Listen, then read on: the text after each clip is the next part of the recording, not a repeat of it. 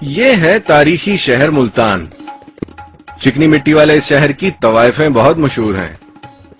شہر کے عین وسط میں قدیم بازار حسن آباد ہے، جسے علاقائی زبان میں چکلا کہا جاتا ہے۔ اندازاً 500 کے قریب کنجر خاندان پشتوں سے اس چکلے میں جی رہے ہیں۔ ان سے ملیے، یہ ہیں استاد شوکت لودھی، ملتان کی کنجر برادری کے سربراہ۔ اپنے خاندانی پس منظر پر یہ صاحب خوب روشنی ڈالتے ہیں۔ یہ ہمارے گھوڑے ہیں، ان کی لگامیں جو ہیں وہ ہوتی ہیں شاطر کے ہاتھ میں، جو کہتے ہیں بھی شاطر دماغ کے ہیں۔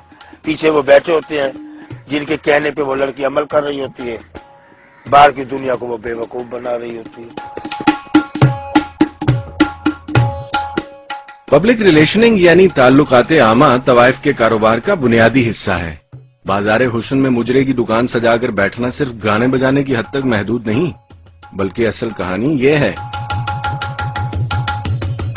اب دیکھ لیں کیسے چل طریقے سے نیاز بانٹ رہے ہیں۔ یہ نوکروں کا کام ہے بانٹنا، لیکن وہ ساتھ پھر رہے ہیں نا۔